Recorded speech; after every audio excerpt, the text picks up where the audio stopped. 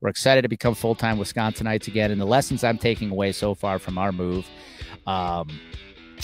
is that, when it comes to friends, it comes to family, life's too short. And as Jesse Itzler says, life is about experiences, not years.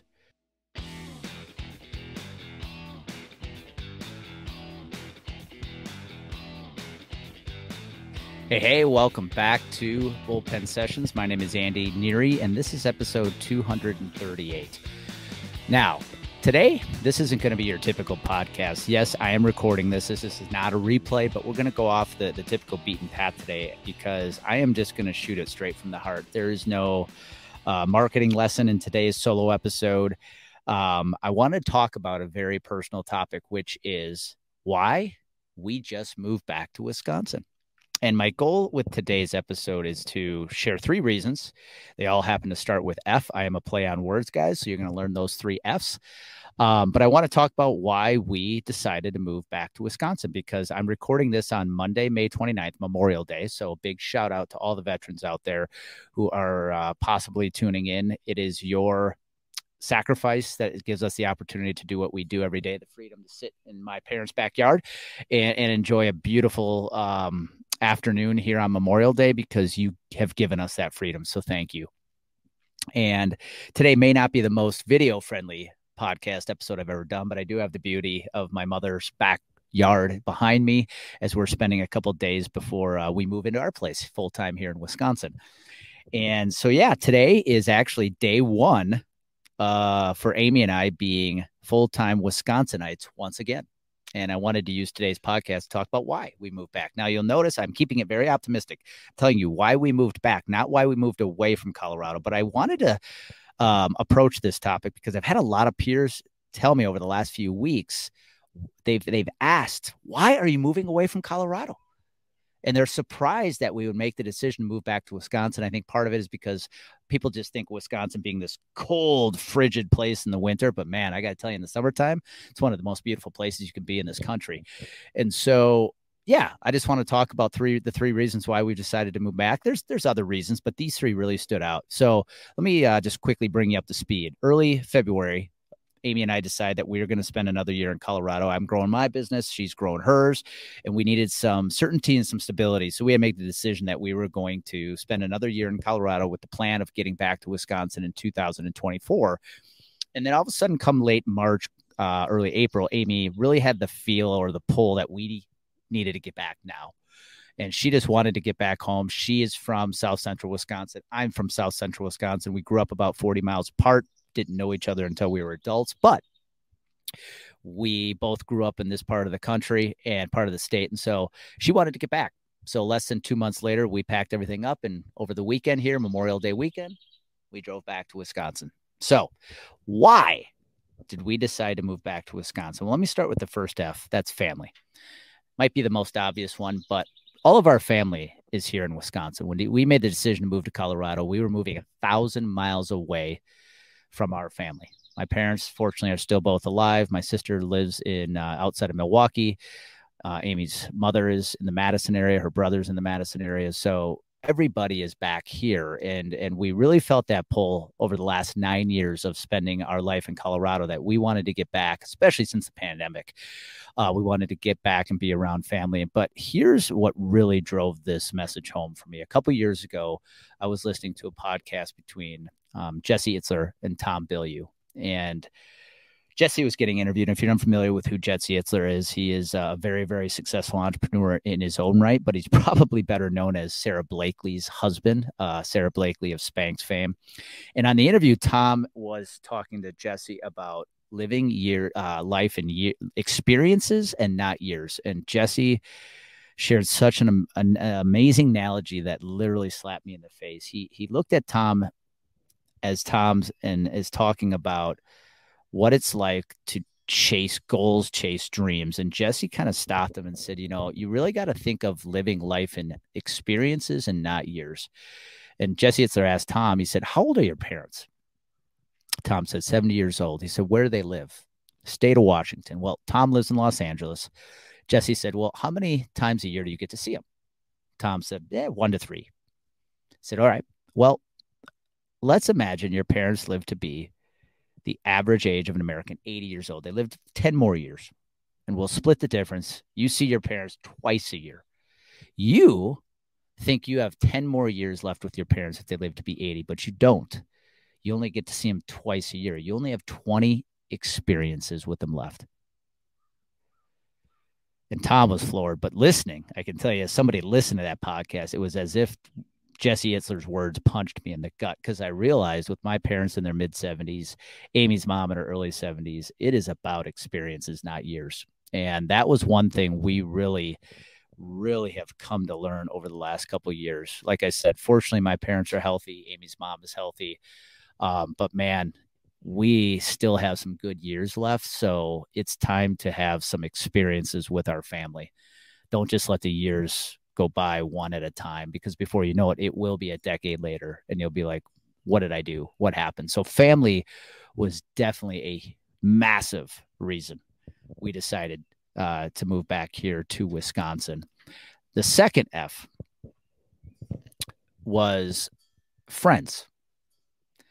And this one for me was a struggle, because when I moved to Colorado, I had moved after getting hired by an insurance agency, Vocambell in Longmont, Colorado. And when you move to a new state where you don't have a close circle of friends, it is very important that you proactively do what you have to do to create that circle of friends. And when I worked at Vocambell, I had the friend. It was mainly on a professional level, but I had a circle of friends in the business world that I could play golf with, go out and have a drink with. And I really felt that connection when we moved out to Colorado and I went to work for Vocambell. I had a lot of peers down in the Denver area, so it was easy to get down to Denver. But as I moved away from Vocambell in 2017, I took more remote jobs. And fast forward to today, I've got my business, Complete Game Consulting. I work from home. All of my employees are remote.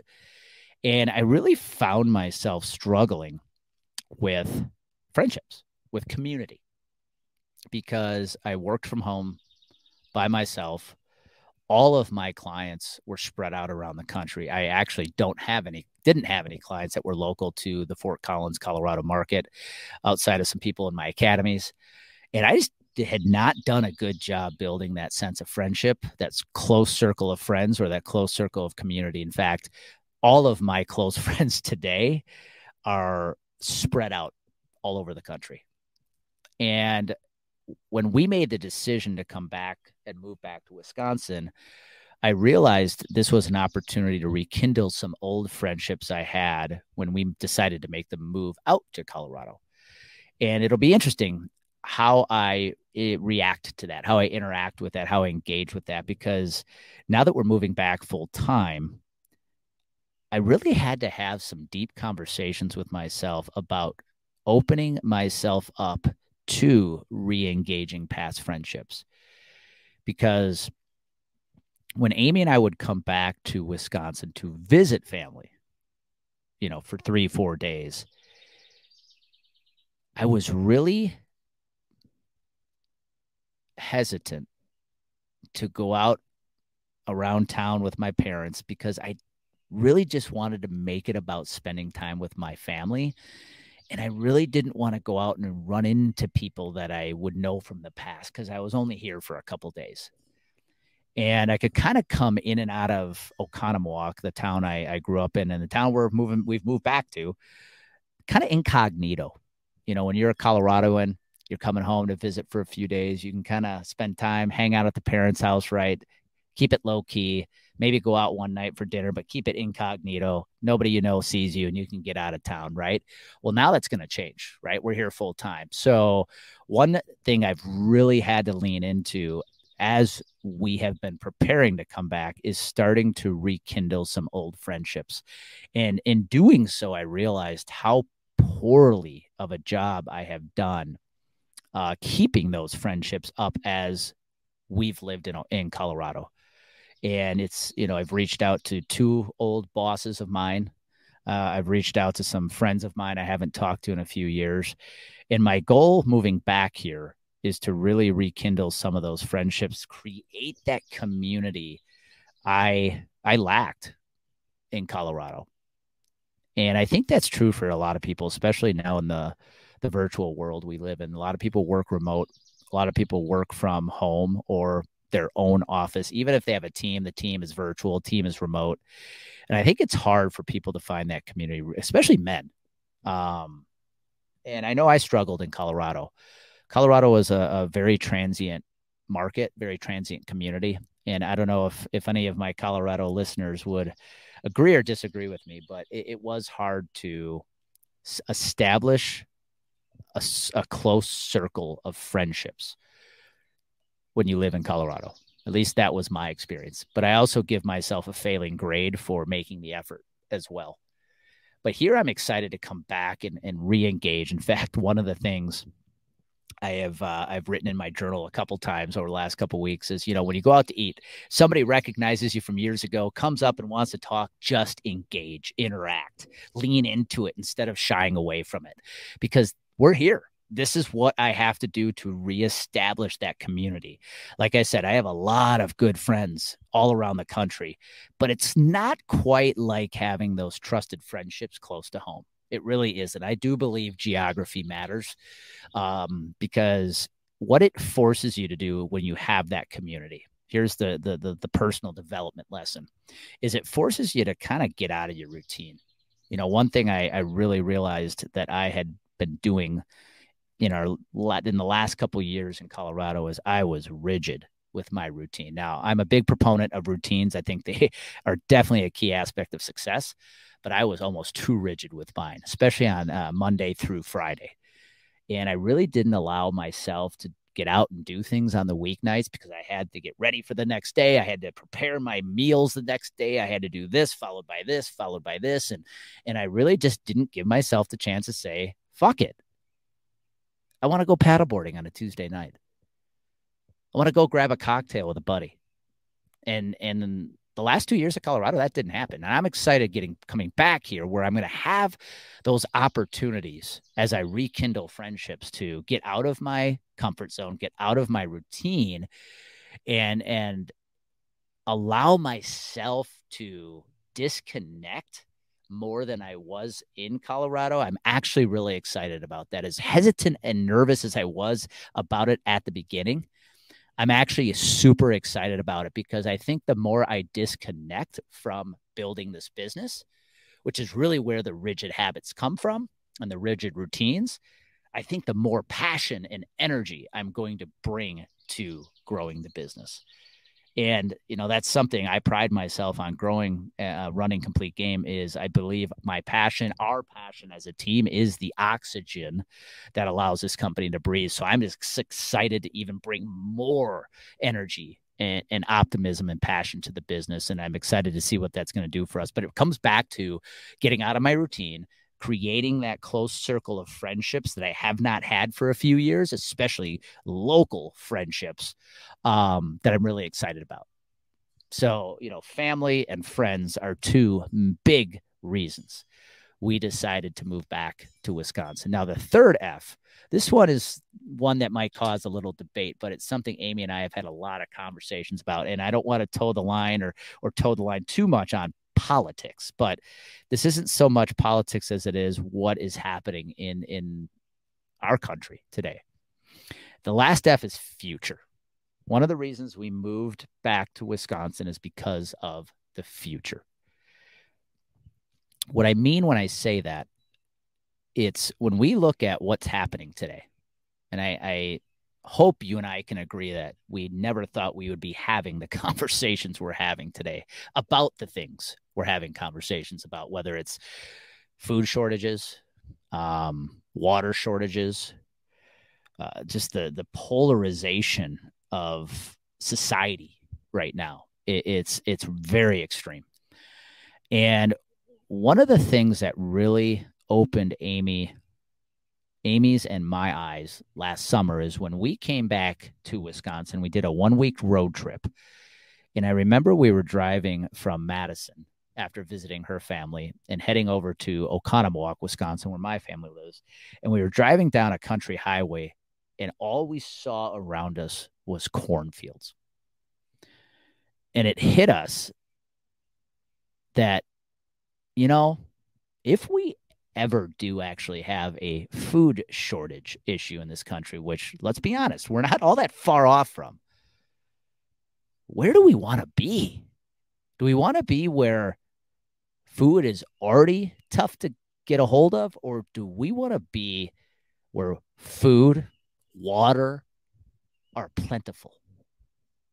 And driving through those cornfields really opened our eyes like, man, there's still a ton of land here. There's still a ton of fields for planting.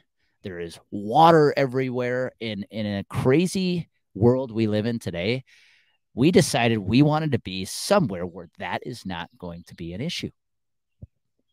You know, living in a state like Colorado, as beautiful as it is with the Rocky Mountains, those issues are real issues, especially the water issue.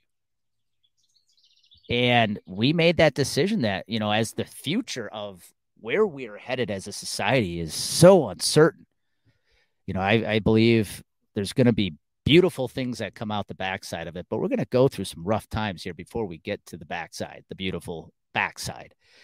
We want to be somewhere where we don't have to worry about those issues. We want to be somewhere you can, quite frankly, buy a house at an affordable price, where it just doesn't cost an arm and a leg to get up and live every day. And when we realized that Wisconsin, above family, above friendships, provides us with that opportunity, the farmers markets, buying local from the farms and the ranches where you can get your beef and your meat and your chicken and your poultry, all that stuff, we said, hey, there's a real practical reason to come back to Wisconsin, not just an emotional reason to be around family and friends. There's a practical reason to be around, to be living in this country, in this state. And as the weather patterns continue to change, you know, whatever you think about global warming, I mean, winters here in Wisconsin tend to get more mild, are getting more milder every single year. Summers are getting more pleasant. Things are changing. And so we really believe that the upper Midwest is going to continue being a more ideal place to live as we move into the future. And that includes the bounty of food and water we have here. And so, and land. And so, yeah, we made that decision that was kind of the nail in the coffin for us from a practicality standpoint, that when it came down to the cost of living, came down to access to food, access to water, access to land, it's a pretty damn good place to be. And so, yeah, that's it. I don't know if I just rambled for 18 minutes, but I wanted to really shoot it straight, because I've had a lot of people ask me, dude, why are you moving away from Colorado? You got the mountains, beautiful. It's true. But there's a lot of beauty in here in Wisconsin as well. There's a lot of practical reasons. There's a lot of emotional reasons and a lot of geographic reasons to want to be moving back here. Now, I'll admit, come December, I may need to do a second episode and renegotiate what I'm saying today, especially from the weather perspective. But we're excited. We're excited to become full-time Wisconsinites again. And the lessons I'm taking away so far from our move is that, you know, when it comes to friends, it comes to family, life's too short. And as Jesse Itzler says, life is about experiences, not years. And for me, that's really where I'm going to try to improve as we settle in here back in Wisconsin, is really taking every day as an experience, being present, being where my feet are. And the last thing I'll say, you know, about why we decided to move, maybe this could be the fourth F, categorized as feelings. I really realized working from home alone without a community in Colorado, I had this underlying angst, this underlying tension, this underlying intolerance that I had built over the last couple of years. And I really found myself at a place where I wasn't as happy as I should be. I was definitely a lot less tolerant of people than I should be. And I hate to say this, but in general, I started to describe myself as a generally grumpy person, and I hated that.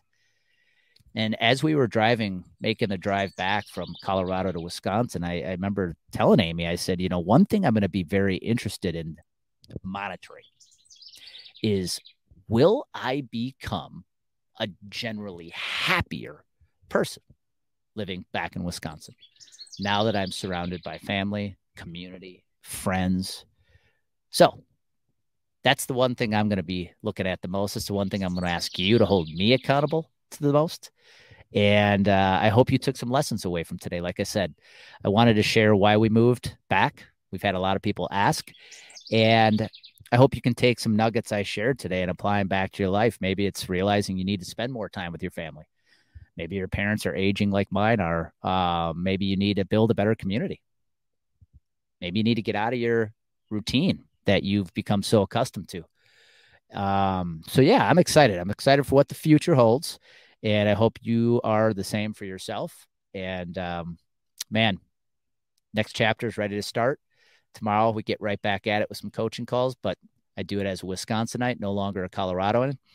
And yeah, I wish you the best of luck. Wish you a great week. And you know what happens when create clarity, mix it with confidence. You go do unbelievable things and you become unstoppable. So go be amazing. Go be unstoppable. Thanks for listening.